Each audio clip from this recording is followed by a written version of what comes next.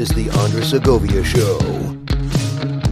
Welcome to the Andres Segovia Show, everyone. I am Andres Segovia. In this episode, I'll be explaining to you the differences in the different types of buyer's agreements that you can run into when you finally venture out to buy your own property. And if you bought a property before, you might need to be aware of some changes that have come along the way if it's been a while since you purchased, because these documents do change from time to time.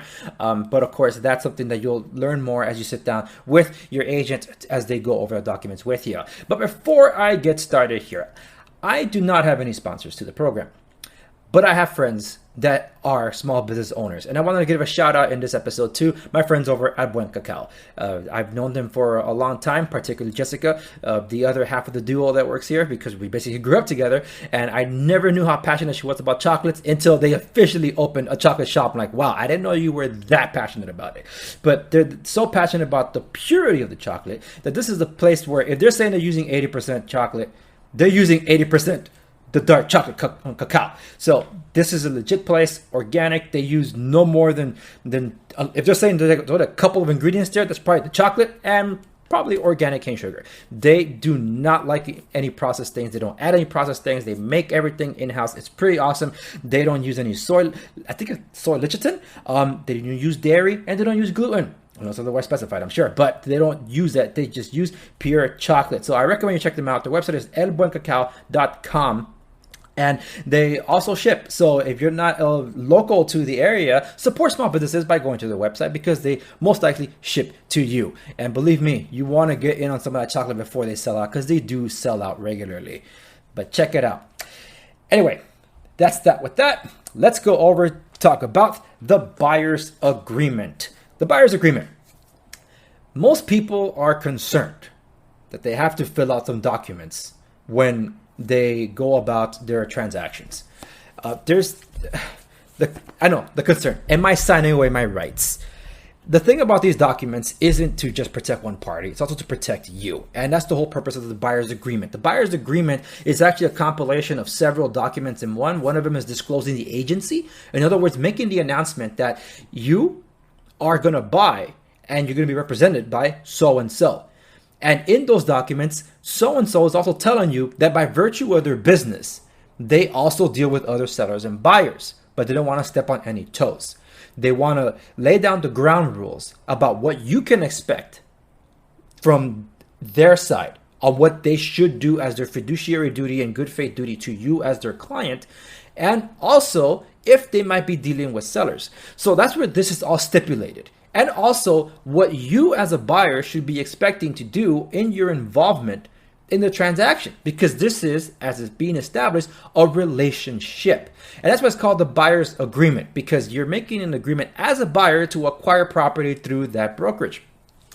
And even though you're dealing with possibly an agent, there's a broker behind them that supervises everything. And technically you're dealing with that broker, but because the broker tends to be the one or two people, that's why they have other agents to go about handling multiple clients. So that's the clarification there. If some people wonder, is like, why do they need to get an extra signature? That's because the one that's responsible for everything needs to make sure they're signing off on this, because they're supervising the entire transaction. When it comes to the buyer's agreement, I mentioned earlier that there are 3 versions of them, and they're on their face, they're all basically the same with one major difference. So let's start with the most common one, because these are the 3. The first one is the buyer's representation agreement, exclusive. Then there's the non-exclusive, and then there's the non-exclusive and not for compensation. That's the third one. Let's take the first one, the buyer's representation agreement. This one basically means that when you're signing this document, that you're agreeing to work with, let's use myself as an example, right? You're agreeing to work with yours truly. And by being an exclusive individual with me, you're telling me already that, Andres, I'm working with you and you alone. So that's the promise you're making to me. And that's why we're signing this document. And most likely, almost everybody that I know only uses this document, but I'll still explain the other 2. So what this means is that you're agreeing to work with me, but you have other friends in real estate. What if they find a house for you? Is like, hey, so-and-so, look, I found a house that's exactly the one you're looking for. It's like, oh, all right, I'm going to sign up with that one.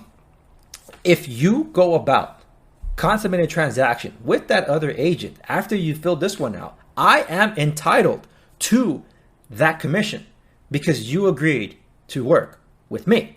That's what it means to be exclusive, that you're working with me and me alone. And I am entitled to a cut or all of the commission should you go behind my back and go with another agent. That's why this is important to be understood, that when you're sitting down, and in this case, if you don't find an agent that's willing to sign what is the next one I'll go over with you, the non-exclusive, that means expect to be dealing with this. So be careful when you have too many people chiming in about what you should do, because you're already establishing a relationship. That's why, yes, you are interviewing with some agents. Some agents are pretty pushy, and keep in mind that those that only rely on this for their income, it's a big deal to them because it's an investment. Because the clock starts when you guys sign something, and in the agreement, you as a buyer are specifying, okay, I'm agreeing to exclusively work with you for a set period amount of time. And you also describe what you're looking for as option 1 or option 2 of the details you're looking for in a property. What location, how many bedrooms, bathrooms, does it need to have a yard or not a yard? Do you prefer a condo, a townhouse, or a house in the suburbs, in the urban areas? You pick, you specify that, and it all goes into this agreement. And then you also talk about compensation. So that's the key point here, that the compensation part is, well, first off, you never pay the agent upfront. And if you are going to reach some kind of agreement where you're paying him upfront, it has to be written and signed off by the broker. Okay, it's not just something that can be done willy-nilly. Never ever pay an agent upfront if they ask for a deposit. No such thing, unless it's the escrow deposit that you are directly sending to escrow. Okay, but other than that, there are no monies exchanged with the agent for the agent. Keep that in mind. They get paid after the transaction is consummated and is sent over to the escrow, which sends it over to the brokerage, which then the brokerage disperses to the responsible parties. Nothing ever goes direct to the agent like that, okay? Keep that in mind. Avoid fraud. If you see it, please report it to it's either the Bureau or Department of Real Estate. They change their name quite often, so depending on when you're watching this, just know that there's a government agency that has your interests at heart, for which is why I care so much about how hard it was for me to get my license, because I want to maintain it. And we do have some kind of government officiating agency that overviews and audits what we do, and we have to make it sure we do it right and accordingly. So that's something to keep in mind. One of the confusions, though, because even in this document it can be a little confusing, where it says how much is the agreed compensation that the buyer pays the agent.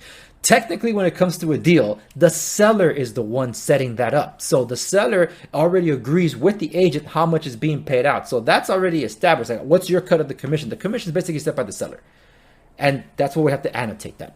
Okay, but that's the general principle of the buyer's representation agreement, which is equal across all three of them in terms of the guidelines, what you're supposed to do, what I'm supposed to do. You can mention and specify here that if the agent you work with, if they have other agents in the office that might have listings that you're interested in, you can tell them, hey, look, I want to work with just your office, so let's just keep it all in here, and that's fine. You have the power to do that. You also have the power to say, I don't want any listings held by your office. You can do that. And then you can also go a step further, and there's something called dual agency, where your agent can sometimes be representing the seller. And that tends to happen, like, for example, when we were able to do them, because we can't do it as of this recording, open houses. And by the way, I'm speaking about California mostly, okay? So this is the documents that I'm going over and reviewing are the ones provided by the California Association of Realtors. So this is more local news, if you will. But when we were able to do open houses, technically whoever's doing the open house, especially the first weekend, tends to be the listing agent. So when you show up and you don't have an agent and you want to work and you like the house, you want to buy it, you're probably going to sign up with that agent to acquire the property. So that's establishing a dual agency where the agent is representing both the seller and now you. And there are ground rules that are explained as to the responsibilities of the agent serving both parties. Now, that could be beneficial, or if you have concerns about that, you also have the power to say, I don't want to deal with anyone that you're representing from the seller's side. I don't want to see any of your listings. I only want you to represent me as the buyer's side. So in other words, nothing from your office, nothing from you. Let's move on. You can do that. So that's why this thing, you shouldn't be afraid of it. Because before, a lot of agents wouldn't do this one. and they should. So it's for your protection and also the agency, because you want to know what the ground rules are. You want to know what the guidelines are for the transaction. Okay? All right, perfect. Now that I explained down, because this is the lengthiest one, the next one over is a non-exclusive. So everything else remains the same except this part. This is the part that's not really used. Unless, and I'll explain a scenario where it could be non-exclusive. What this means is you're signing with the agent and you're telling the agent, I want a non-exclusive agreement for the buyer's representation. The agent's already put on notice. You're working with other agents too? Quite possibly. You probably filled out, if you know what this is, you probably filled out 1 or 2 or 10. I can see this happening, some commercial listings, but mostly with high profile buyers. Because when you have a high profile buyer, then the agent's going to be competing hard for that business. And to put wherewithal is like, you're not the only one finding a property for me. Let's see who finds it first. Now you're establishing up front, it's like, yeah, I can work with other agents too, or I am working with other agents too. I'm just giving you a shot to get it for me first. So it's basically a horse race between agents fighting for your business. This is not utilized for the average buyer. Not that I've seen. I've never seen any agent use this for the average buyer. But for high profile buyers, this would not be rare. This would quite honestly be something competitive from the agent side, where it's like, let me win over your business. So that's basically the difference between this one and the exclusive, that the agent you're signing with is not the only one representing you, which then leads over to this one. This one's the interesting one because it's not exclusive and also not for compensation. So everything else remaining equal from the non-exclusive, but now this agent's not even getting paid. What? How does that even make sense? It is possible, especially with those that flex this, they would know. And that's probably like more between very, very good friends or mostly family, as I'm speaking from experience here. But yeah, this is something that does exist. So those are the 3 that you can expect to sign, depending on where you're coming from. But if you are a first-time buyer and you're dealing with an agent, whether it's a friend or someone you don't know or someone you saw on a billboard or whatever, this is the most likely, 9 times out of 10, most likely the document that you'll be filling out where you're dealing exclusively with that agent. But do not fear this document. Read it over, read it with your agent. Now, of course, we can't sit down and do it together, but you can still do it over a video call. But take the time to understand what you're reading. And if you have questions, ask your agent, what does this part mean? But mostly it's this. It's looking after your own interest. That's why there's called legal documents. It's not just representing one side. Okay.